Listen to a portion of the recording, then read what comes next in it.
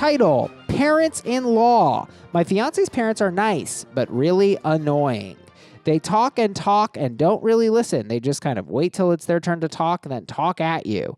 Saturday night at dinner, I had one too many cocktails and they were telling some boring story and I blatantly stopped paying attention. They asked me where I was. I said, your stories are boring. I was daydreaming. Am I the asshole? I guess the only thing that it puts it into asshole territory is he says, I told them their stories are boring. Like, he says they're nice people, but then he told them they're boring. If they're nice, let them rock. Let them be nice.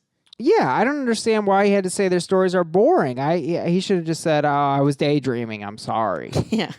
Like, I just don't feel like this made sense as an action. He was expressing underlying frustration, which is valid because it's annoying to go out with these people. And I've dealt with this. I have friends like this. It's very hard to be friends with people who talk at you a lot and they don't connect and they don't listen that well. It's fucking frustrating. Exactly. Another fun little thought is, were they paying for this dinner? They probably were. So it's like, these people are paying for your dinner. They're your fiance's parents. The least you could do is listen to their boring stories. You're right. And maybe that is kind of what they pay for. When they're parents, they get to have a little show for you and you have to laugh at all their shitty jokes and pretend like their stories are interesting. I do think this person is an asshole. I don't think this is a proper way to broach this. I don't know that there's an easy way. I think this is one of those things where, like, people, it comes with the role. What? You think you and your parents-in-law are going to be best friends?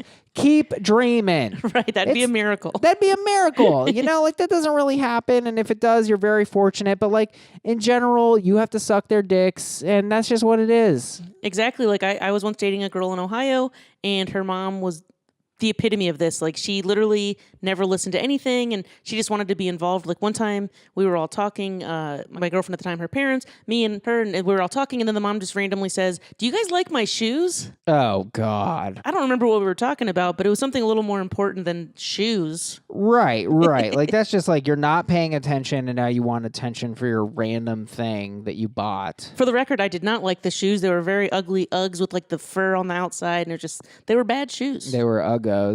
Boom roasted. This person is not being effective. That said, like I said, I think it just comes with the role. Let's be realistic here. Here's the other part of this, too, is this does collateral damage. He didn't just drop a bomb on one of the parents' faces. And then his SO has to be involved, and then they have to be like, what's Michael's problem? He was a bit of an asshole at dinner, and then they have to argue, and then... They're probably speculating, like, does he have an alcohol problem? Is that why he did it? Is he a drunk? Is he mean to you? Does he talk to you like this? Exactly. I think this is way out of line. You've got to respect your SO's family, and that's just the name of the game. They're not going to like you or be interested in your stories. They're adults. They've lived longer than you. They think they're more interesting. They're buying you dinner, so you got to pretend to laugh at their jokes. If you were in his shoes, you were listening to some boring story, how would you have said anything, or would you just like, that's a tough pill to swallow, but you just swallow it and deal with it? I swallow and deal with it, bro. I mean, look, my girlfriend's parents, let's just say that they're not 100% on board as a team, and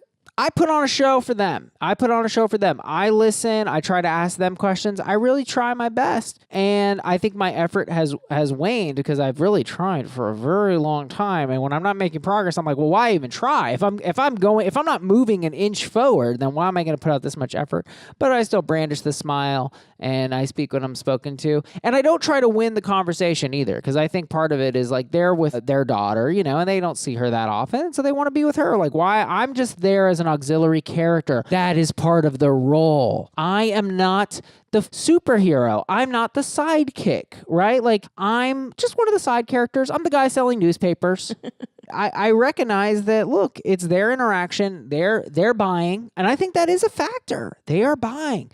It would be a little bit different if, after not really being conversationally inclusive of me or treating me like an equal, that they then expected equal payment. Because then I would start to be like, you know what, frankly, I don't want to go out to dinner with your parents, right? But they're buying. It's their meal. It's their time. I say, absolutely, I'll try my best. I'll put on the show. And yeah, my girlfriend's going to have to slap my cell phone out of my hands because I want to check my shit. But that's where I'm at. You got to accept your role. I think he's only the asshole because of the way he handled it. I think he could have realistically, especially in his little drunk state, been like, hey, I think you guys lack communication skills, or like, you could improve your conversation skills, or like, you need to learn how to listen. Like, he could have said it in a better way. Well, yeah. Well, I don't think those were better. I mean, they were slightly better. It's better than saying you're boring. He should have said, hey, I love going out with you guys, but sometimes I don't really feel like you guys are interested in anything I say. And that would set them up to be like, oh, you want to set people up for success. I think that's a message of this episode is when you tell people what to do, that seldom plays well. You want to give them your feelings and give them a runway so that they can do the right thing. Like if he had just said to them, I feel like whenever I say things, you guys don't really look at me, you get your phones out or whatever it may be. And that would let them have an opportunity to say like, oh, okay, go ahead, tell us a story. Tell us one of your stories, Yeah.